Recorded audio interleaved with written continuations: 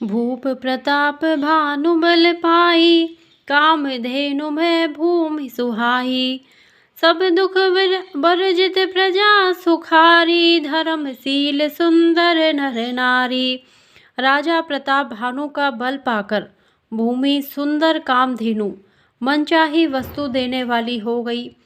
उनके राज्य में प्रजा सब प्रकार के दुखों से रहित और सुखी थी और सभी स्त्री पुरुष सुंदर और धर्मात्मा थे। सचिव धर्म रुचि हरिपद प्रीति, रब हित हेतु सिखव नित नीति। गुरु सुर संत पितर महि देवा, करहि सदा नृप सबके सेवा। धर्म रुचि मंत्री का श्री हरि के चरणों में प्रेम था। वह राजा के हित के लिए सदा उसको नीति सिखाया करता था।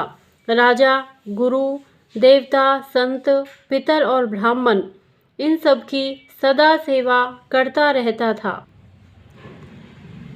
भूप धर्म जे वेद बखाने, सकल करई सादर सुख माने। दिन प्रति देई विविध विधि दाना, सुनहि शास्त्र बर वेद पुराना।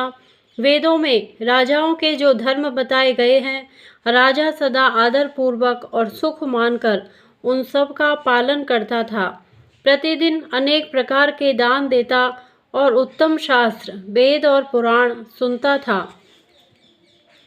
नाना बापी कूप तड़ागा, सुमन बाटिका सुंदर बागा। विप्र भवन सुर भवन सुहाए, सब तीरथ न विचित्र बनाए। उसने बहुत सी बावलियां, कुएं, तालाब, फुलवाड़ियां, सुंदर बगीचे, ब्राह्मणों के लिए घर और देवताओं के सुंदर विचित्र मंदिर सब तीर्थों में बनवाए। जह लगी कहे पुराण श्रुति, एक एक सब जाग। 12 सहस्त्र सहस्त्र नृप, किए सहित अनुराग। सियावर रामचंद्र पद जय शरणम। वेद और पुराणों में जितने प्रकार के यज्ञ कहे गए हैं, राजा ने एक एक करके उन सब यज्ञों को प्रेम सहित हजार हजार बार किया। मंगल भवन अमंगल हारी, द्रवौ सुदशरथ अजिर बिहारी। दीन दयाल विरज संभारी, हरहु नाथ मम संकट भारी। हृदय न कछु फल अनुसंधाना, भूप विवेकी परम सुजाना।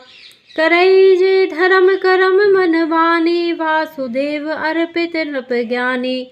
राजा के हृदय में किसी फल की टोह कामना न थी। राजा बड़ा ही बुद्धिमान और ज्ञानी था।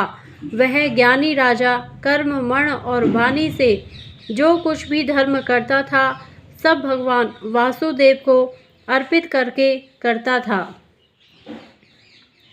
चढ़ी बरबाजी बारेक राजा, मृग आकर सब साज समाजा।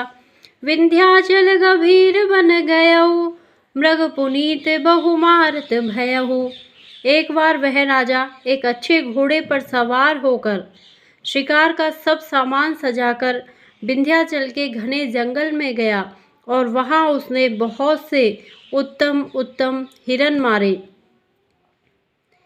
फिरत विपिन नृप दीख बराहु, जनु बन दुरेउ ससिहि ग्रसिराहु। बड़ विधु नहीं समात मुख माही, मनहु क्रोध बस उगलित नाही। राजा ने वन में फिरते हुए एक सूअर को देखा। दांतों के कारण वह ऐसा दिख पड़ता था मानो चंद्रमा को ग्रस कर मुंह में पकड़कर राहु वन में आ छिपा हो। चंद्रमा बड़ा होने से उसके मुंह में समाता नहीं है और मानो क्रोधवश वह भी उसे उगलता नहीं है। कोल कराल दसन छवि गाई, तनु विशाल पीवर अधिकाई। घुरघुरात है और उपाय, चकित बिलोकत कान उठाए। यह तो सूअर के भयानक दांतों की शोभा कही गई। इधर उसका शरीर भी बहुत विशाल और मोटा था। घोड़े की आहट पाकर वह घुरघुराता हुआ कान उठाए चौकन्ना होकर देख रहा था। नील महीधर शिखर सम देख विशाल बराहु, चपरी चले उहे सुटुकी नृप, हाँ कि न होई निबाहु। सियावर रामचंद्र पद जय शरणम। नील पर्वत के शिखर के समान विशाल शरीर वाले उस सुअर को देखकर राजा घोड़े को चाबुक लगाकर तेजी से चला और उसने सुअर को ललकारा कि अब तेरा बचाव नहीं हो सकता। मंगल भवन अमंगल हारी, द्रवौ सुदशरथ अजिर बिहारी। दीन दयाल विरज संभारी, हरहु नाथ मम संकट भारी। जय सिया राम।